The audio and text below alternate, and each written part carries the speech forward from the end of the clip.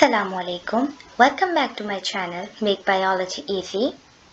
आज का हमारा टॉपिक है न्यूक्लियस। इससे पहले वाले पार्ट में हम न्यूक्लियस की डिस्कवरी और इसके जनरल कैरेक्टरिस्टिक्स को ऑलरेडी डिस्कस कर चुके हैं।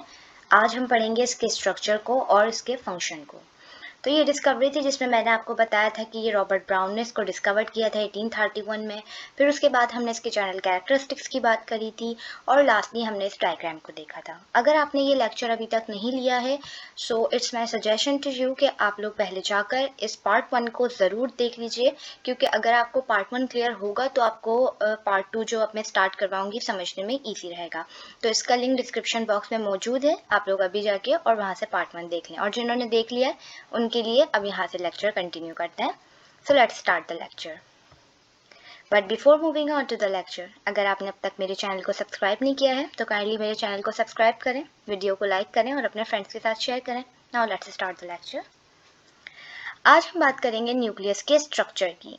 न्यूक्लियस जो है ना वो एक कॉम्प्लेक्स स्ट्रक्चर है जिसके अंदर मुख्तलिफ कंपोनेंट्स से मिलके वो बनता है। ठीक है, अब वो कौन कौन से कंपोनेंट्स होते हैं जिनसे मिलके न्यूक्लियस बनता है वो हम देखते हैं। सबसे पहले हमारे पास है उसके अंदर न्यूक्लियर मेम्ब्रेन। ठीक है, सेल मेम्ब्रेन या प्लाज्मा मेम्ब्रेन हम ऑलरेडी डिस्कस कर चुके हैं और उसकी हम कॉम्पोजिशन और उसका स्ट्रक्चर भी देख चुके हैं कि प्लाज्मा मेम्ब्रेन जो है वो किस तरह से बनती है, फॉस्फोलिपिड्स की बाइलेयर होती हैं। और उस वक्त मैंने आपको ये बात भी बताई थी कि जितनी भी हमारे पास मेम्ब्रेन बाउंड ऑर्गेनल्स, ठीक है, सेल के अंदर वो तमाम चीज़ें जो मेम्ब्रेन बाउंड है उनमें जो मेम्ब्रेन है वो सब जो है इन्हीं फॉस्फोलिपिड बाइलेयर की बनी हुई होती है। मतलब सबका जो कॉम्पोजिशन होता है वो ऑलमोस्ट सेम होता है। तो न्यूक्लियर मेम्ब्रेन की कॉम्पोजिशन भी सेम होगी, तो इसलिए हम इसकी कॉम्पोजिशन नहीं देखेंगे बल्कि हम इसका स्ट्रक्चर देखेंगे कि ये किस तरह से होती है। ठीक है, तो न्यूक्लियस जो है उसमें सबसे बाहर जो होती है वो सबसे पहले क्या होती है, न्यूक्लियर मेम्ब्रेन होती है। Nucleus is a double membraned organelle and this double membrane is referred to as nuclear envelope or nuclear membrane। अब ये जो हमारे पास न्यूक्लियस होता है इसमें जो मेम्ब्रेन होती है ना वो एक नहीं होती बल्कि दो मेम्ब्रेन होती हैं। ठीक है, क्या होती हैं, दो मेम्ब्रेन, एक और फिर ये दूसरी। ठीक है, दो मेम्ब्रेन होती हैं, एक बाहर वाली जो होती है उसको हम आउटर मेम्ब्रेन कहते हैं और अंदर वाली जो होती है उसको हम इनर मेम्ब्रेन कहते हैं। ठीक है, और ये दोनों मेम्ब्रेन मिलके क्या बनाती हैं, न्यूक्लियर मेम्ब्रेन बनाती हैं जिसको हम न्यूक्लियर एनवलप भी बोलते हैं। ठीक है, तो अगर कहीं पर वर्ड न्यूक्लियर एनवलप आएगा तो तब भी उसका मतलब भी क्या होगा कि वो न्यूक्लियर मेम्ब्रेन की ही बात हो रही है। This space in between the two membrane layer is called perinuclear space। अब क्या होता है कि जैसे दो मेम्ब्रेन्स होते, इसकी एग्जाम्पल जरा यहाँ पर देख लेते हैं। जैसे ये हमारा न्यूक्लियस है, ठीक है, ये इसके गिर्द एक मेम्ब्रेन आ गई। ठीक है, क्या मैंने बताया कि ये कैसा है, डबल मेम्ब्रेन है, और इसके साथ ही ये क्या आ गई, इसके साथ इसकी ये दूसरी मेम्ब्रेन आ गई। इस तरह से ये नीचे पूरी कंटिन्यू होगी इस तरह से। ठीक है, तो अब आप ये देखें कि ये जो मैंने डबल मेम्ब्रेन बनाई है इसके दरमियान ये यहाँ पर स्पेस है। ठीक है, यहाँ पर ये क्या है, यहाँ पे ये सब स्पेस है। तो ये जो स्पेस है ना इन दोनों मेम्ब्रेन के बीच में, इस स्पेस को हम क्या कहते हैं, पेरीन्यूक्लियर स्पेस। ठीक है, ये आउटर मेम्ब्रेन, ये वाली आ गई इसकी आउटर मेम्ब्रेन, ये आ गई इसकी इनर मेम्ब्रेन, और ये जो बीच में जो स्पेस है इन दोनों मेम्ब्रेन के वो क्या कहलाता है, perinuclear space. Nuclear membrane separates the cytoplasm and nucleoplasm. अब क्या होता है कि जैसे ये मैंने एक न्यूक्लियस ड्रॉ किया है, ये इसकी न्यूक्लियर मेम्ब्रेन आ गई यहाँ बाहर की तरफ, क्योंकि ये सेल है ना, एक सेल के अंदर होता है तो समझे ये सेल के अंदर मौजूद था ऐसे। तो इस सेल के यहाँ ये बाहर की तरफ क्या मौजूद था, साइटोप्लाज्म था, और इस न्यूक्लियस के अंदर क्या है, न्यूक्लियोप्लाज्म है। वो अभी हम आगे जाके देखेंगे कि न्यूक्लियोप्लाज्म क्या होता है।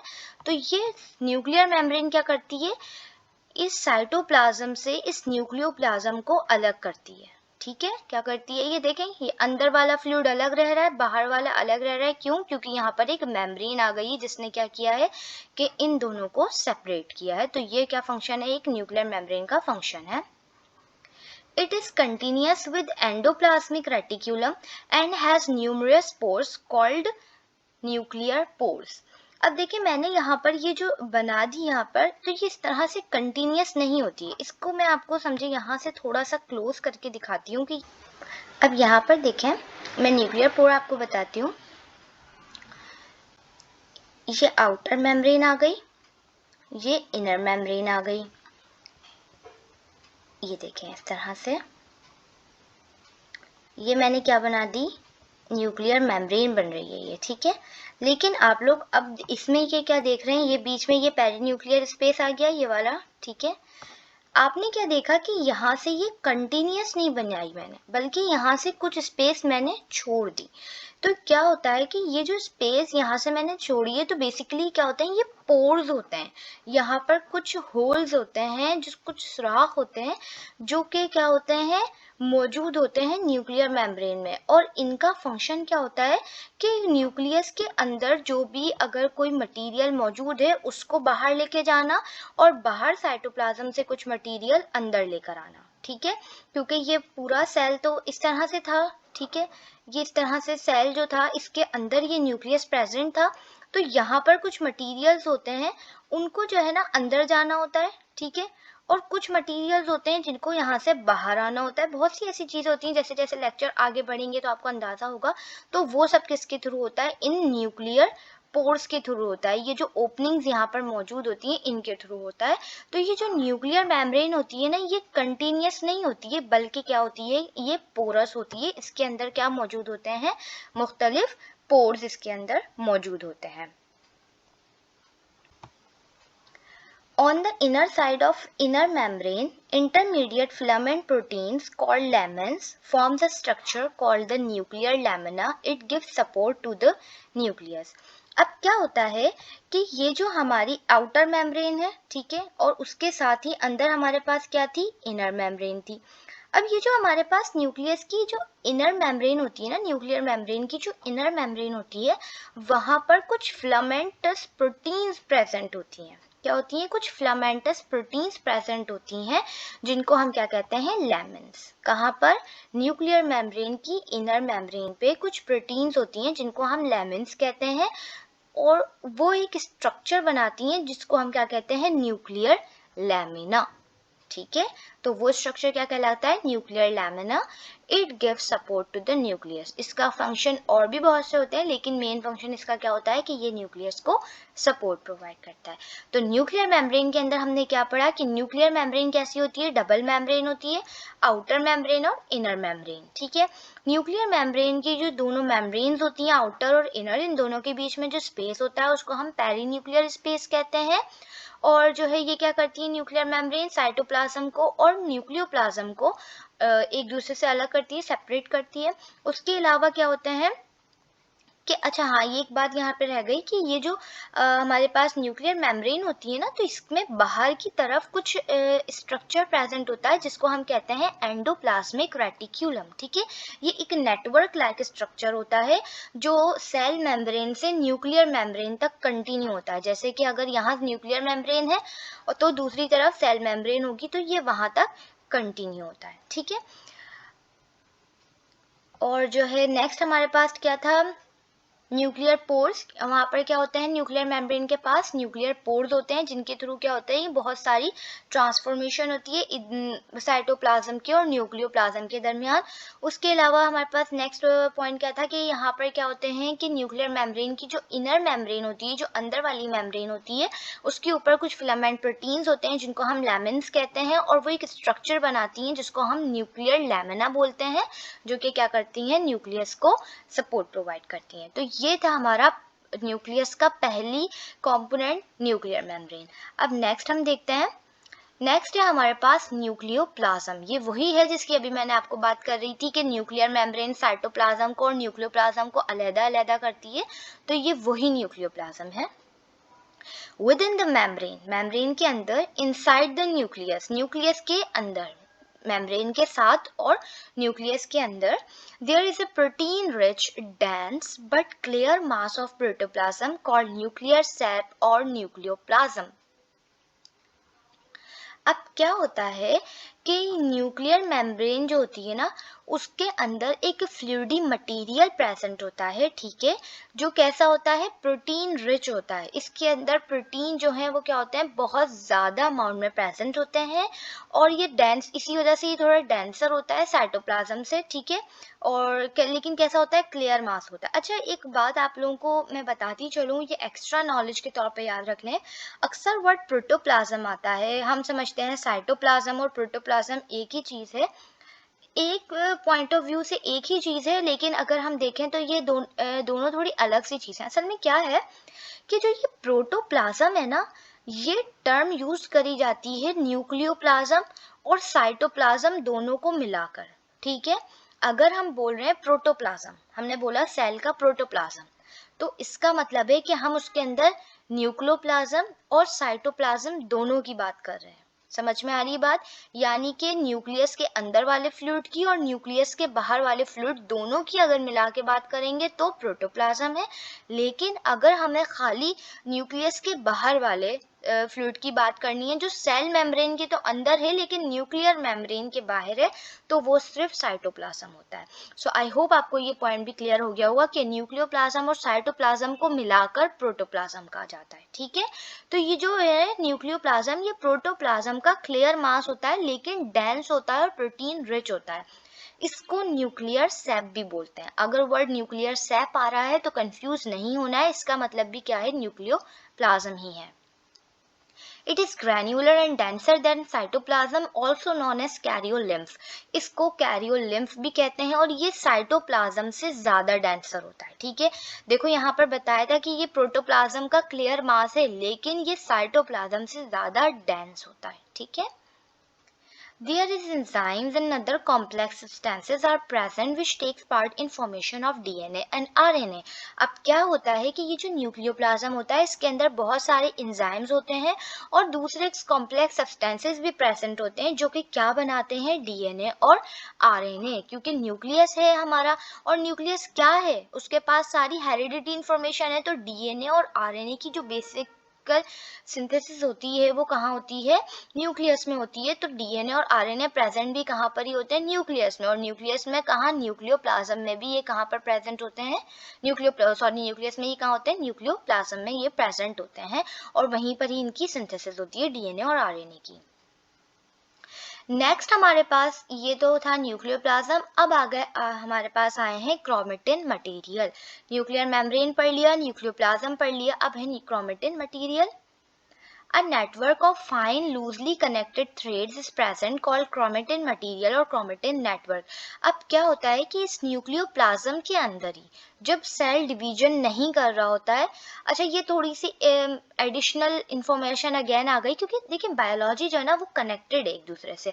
हम यहाँ कुछ पढ़ रहे हैं, कुछ चीज़ें आपको यहाँ पर न्यू लग रही हैं, लेकिन आगे जब चीज़ें मज़ीद लेक्चर्स बढ़ेंगे तो आपको वो खुद ब खुद क्लियर होता जाएगा, आपको समझ आ जाएगा कि हाँ ये चीज़ उसका वहाँ हमने डिस्कस किया था और ये यहाँ पर है, ठीक है।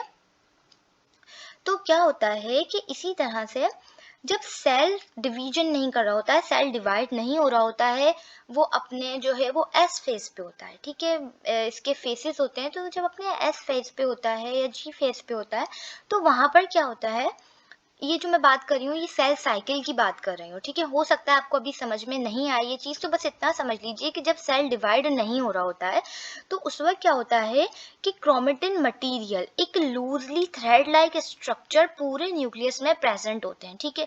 उनकी कोई डिफिनिट शेप नहीं होती है, एक मटीरियल सा, एक नेटवर्क सा पूरे न्यूक्लियस में मौजूद होता है, तो वो क्या कहलाता है, क्रोमेटिन मटीरियल या chromatin network. It is the heredity material known as nuclear reticulum. अब ये जो है वो क्या है, ये है बेसिकली हमारा हेरिडिटी मटीरियल, जो कि आगे जाकर क्या बनाता है, हमारे क्रोमोसोम्स बनाता है, जिसके पास हमारे डीएनए होते हैं, जिसके पास हमारे जीन्स होते हैं। हो सकता है ये सारी टर्म्स अभी आपको समझ में नहीं आ रही हो, अगर आपको समझ में आ रही हैं सो वेल एंड गुड, लेकिन अगर आपको समझ में नहीं आ रही है तो परेशान नहीं होना है, आगे आगे जैसे ही हमारे लेक्चर्स मूव करते रहेंगे सारी चीज़ें क्लियर होती रहेंगी, ठीक ठीक है। तो ये ही बेसिकली क्या होता है, हेरिडिटी मटेरियल होता है, जिसकी वजह से न्यूक्लियस को कहा जा रहा है कि भाई ये हेरिडिटी इंफॉर्मेशन कैरियर है, इसके पास हेरिडिटी इंफॉर्मेशन होती है। तो वो क्यों होती है, वो इस क्रोमेटिन मटेरियल की वजह से होती है, और इसको न्यूक्लियर रेटिक्यूलम भी कहते हैं। अब क्या होता है, अभी मैंने क्या बताया कि किस तरह से होता है, नेटवर्क में होता है। लेकिन जब सेल डिवीजन स्टार्ट होती है तो ये क्रोमेटिन जो है ना, ये एक थ्रेड लाइक स्ट्रक्चर बना लेता है डिफिनिट नंबर के। वो स्पीशीज टू स्पीशीज डिपेंड करता है, मतलब जैसे ऑर्गेनिज्म टू ऑर्गेनिज्म डिपेंड करता है। जैसे ह्यूमंस हैं, ह्यूमंस के अंदर जो ये स्ट्रक्चर बनेंगे, अच्छा मैं स्ट्रक्चर का नाम बता देती हूँ, उन स्ट्रक्चर को क्रोमोसोम्स कहते हैं, ठीक है। सेल डिवीजन जब होती है तो उसमें क्या होता है कि क्रोमेटिन जो है वो थ्रेड लाइक स्ट्रक्चर्स बना लेता है, ठीक है, और उनको हम क्रोमोसोम कहते हैं। अब ये जो क्रोमोसोम होते हैं ना, वो स्पीशी टू स्पीशी नंबर जो है इनका डिपेंड करते हैं। जैसे कि ह्यूमंस हैं, ह्यूमंस के अंदर 46 क्रोमोसोम्स होते हैं, ठीक है। इसी तरह से डिफरेंट ऑर्गेनिज्म है, किसी के अंदर 12 होते हैं, किसी में 18 होते हैं। तो ये उसी ऑर्गेनिज्म के अकॉर्डिंग कि वो कौन से ऑर्गेनिज्म का सेल है, उसके ही अकॉर्डिंग उतने ही नंबर के क्रोमोसोम बन जाते हैं। कब, तब जब सेल डिवाइड हो रहा होता है। और वो क्रोमोसोम कौन बनाता है, ये क्रोमेटिन मटेरियल ऐसे लूजली सा प्रेजेंट होता है, ये सारे में बिखरा बिखरा सा। जैसे ही सेल डिवीजन स्टार्ट होती है, अपने आप को एक जगह जमा करना स्टार्ट कर देता है, और फिर ये क्या बन जाते हैं, क्रोमोसोम्स बन जाते हैं। और ये क्रोमोसोम्स ही क्या होते हैं, कैरियर ऑफ जीन्स होते हैं।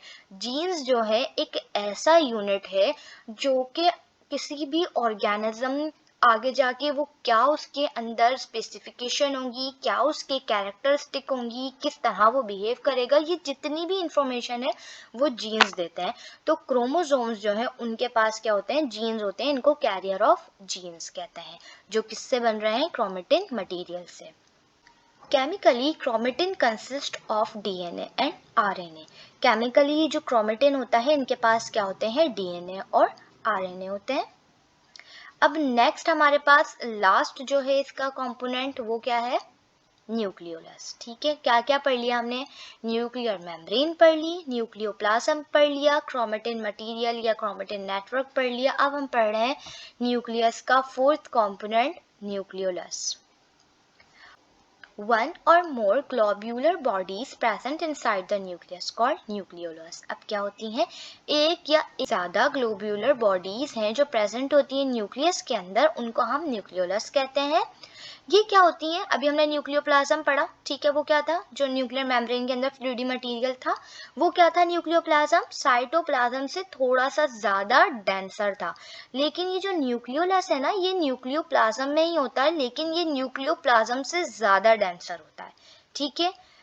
न्यूक्लियोप्लाज्म साइटोप्लाज्म से ज़्यादा था और न्यूक्लियोलस न्यूक्लियोप्लाज्म से ज़्यादा है, क्योंकि इसके पास और ज़्यादा तादाद में प्रोटीन्स और आरएनए होते हैं। और ये डेंसर क्यों होता है, वो इसलिए होता है कि ये क्या बनाता है, राइबोसोमल आरएनए बनाता है। अब राइबोसोमल आरएनए क्या होता है, अभी हम आगे जाएंगे जब हम साइटोप्लाज्मिक ऑर्गेनल्स पढ़ेंगे, यानी कि वो चीज़ें जो साइटोप्लाज्म में मौजूद होती हैं, तो उसमें हम एक राइबोसोम्स पढ़ेंगे। राइबोसोम जो है वो ऐसा स्ट्रक्चर है जो प्रोटीन बनाते हैं। राइबोसोम क्या है, प्रोटीन बनाते हैं। और उन राइबोसोम जो है वो किससे मिलके बनते हैं, इस राइबोसोमल आरएनए से, ठीक है। तो जो न्यूक्लियोलस है ना, बेसिकली वो क्या बनाता है, राइबोसोमल आरएनए को बनाता है। मैंने कहा कि राइबोसोमल आरएनए जो है वो कहाँ बनते हैं, न्यूक्लियोलस में।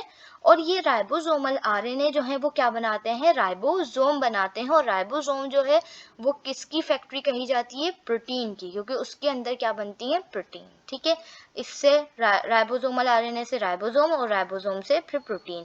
तो यहाँ न्यूक्लियोलस में क्या बनता है, समझो उसका बेसिक वाला जो स्ट्रक्चर है जिससे सब काम स्टार्ट होना है, राइबोसोमल आरएनए, वो कहाँ बन रहा है, हमारे न्यूक्लियोलस में।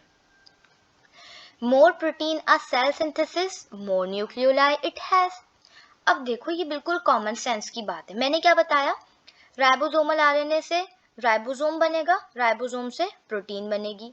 अब हमारे पास कोई भी रॉ मटेरियल होगा, उतनी ही हमारे पास प्रोडक्ट बनेगी, ठीक है। नॉर्मल सी बात है, कोई भी चीज़ अगर हम ज़्यादा क्वांटिटी में लेंगे तो उसका जो हमें प्रोडक्ट है वो भी ज़्यादा क्वांटिटी में मिलेगी, ठीक है। तो अगर हमारे पास ज़्यादा राइबोसोमल आरएनए होंगे तो ज़्यादा राइबोसोम बनेंगे, ज़्यादा राइबोसोम बनेंगे तो वो ज़्यादा प्रोटीन्स बनाएंगे। तो इसलिए क्या होता है कि वो सेल जिनको प्रोटीन की ज़्यादा नीड होती है, ठीक है, जिनको प्रोटीन ज़्यादा क्वांटिटी में चाहिए, तो उनके पास क्या होते हैं, राइबोसोमल आरएनए ज़्यादा बन रहे होते हैं। और राइबोसोमल आरएनए ज़्यादा तब बनते हैं जब न्यूक्लियोलस ज़्यादा होता है। कितनी मज़े की स्टोरी है ना ये। देखिए, न्यूक्लियोलस ज़्यादा होंगे तो राइबोसोमल आरएनए ज़्यादा बनेंगे, राइबोसोमल आरएनए ज़्यादा बनेंगे तो राइबोसोम ज़्यादा बनेंगे, और जब राइबोसोम ज़्यादा बनेंगे तो प्रोटीन ऑलरेडी हमारे पास ज़्यादा क्वांटिटी में आएगा। तो ये एक दूसरे से कितना कनेक्टेड चेन लाइक है, बिल्कुल चेन चल रही है ऐसे ऐसे, ठीक है। तो ये कॉमन सेंस की बात है कि हमारी बॉडी में या किसी भी ऑर्गेनिज्म में जहाँ प्रोटीन की ज़्यादा नीड होगी तो वहाँ न्यूक्लियोलस भी क्या होंगे, ज़्यादा होंगे, क्योंकि यहाँ लिखा था ना कि वन और मोर ग्लोब्यूलर बॉडीज, एक भी हो सकते हैं या एक से ज़्यादा भी। और इसकी एग्जाम्पल है पैनक्रियाटिक सेल, क्योंकि पैनक्रियाटिक सेल को बहुत सारी सिक्रीशन करनी होती है, बहुत से एंजाइम्स बनाने होते हैं, तो इसी वजह से क्या होता है कि उनके पास न्यूक्लियोलस ज़्यादा होते हैं तो प्रोटीन भी ज़्यादा बनती है। At the time of cell division, the nucleoli disappear and new ones are formed in each daughter nucleus. अब क्या होता है, जब सेल डिवीजन होती है तो जैसे क्रोमेटिन मटेरियल क्रोमोसोम में चेंज हो जाता है, इसी तरह से ये न्यूक्लियोलस उस वक्त डिसअपेयर हो जाते हैं, उस वक्त मौजूद नहीं होते हैं, डिसअपेयर हो जाते हैं, गायब हो जाते हैं। लेकिन जैसे ही न्यू सेल बनता है, न्यू न्यूक्लियस बनता है, उसके अंदर ये वापस से फॉर्म हो जाते हैं। तो ये थे हमारे पास किसके स्ट्रक्चर, न्यूक्लियस के। अब यहाँ पर डायग्राम देखें, ये पूरी डायग्राम किसकी है, एक न्यूक्लियस की डायग्राम है। अब इस पे हम आहिस्ता आहिस्ता आहिस्ता समझेंगे। सबसे पहले तो न्यूक्लियर मेम्ब्रेन देख लेते हैं। ये जो आपको बाहर नजर आ रही है, ये वाली ब्राउन से, ये पूरी क्या है, हमारे पास न्यूक्लियर मेम्ब्रेन है, ठीक है। अब ये देखें, ये वाली जो है ये आउटर मेम्ब्रेन है न्यूक्लियर मेम्ब्रेन की, और ये वाली इनर मेम्ब्रेन है। आउटर मेम्ब्रेन और inner membrane double membrane structure था ना। और इन दोनों के बीच में जो स्पेस था वो क्या था, पेरीन्यूक्लियर स्पेस था। और यहाँ पर बीच में क्या थे, कुछ पोर्स थे जो साइटोप्लाज्म को और न्यूक्लियोप्लाज्म को कनेक्ट कर रहे थे, वो क्या थे, न्यूक्लियर पोर थे, ठीक है। ये देखें, ये अंदर thread like chromatin network present है, ठीक है, जिसको इन्होंने यहाँ पे जस्ट डीएनए बोल दिया है, क्योंकि ऑब्वियसली ये डीएनए ही है, लेकिन हमने यहाँ पे इसको क्रोमेटिन मटेरियल के नाम से या क्रोमेटिन नेटवर्क के नाम से पढ़ा था।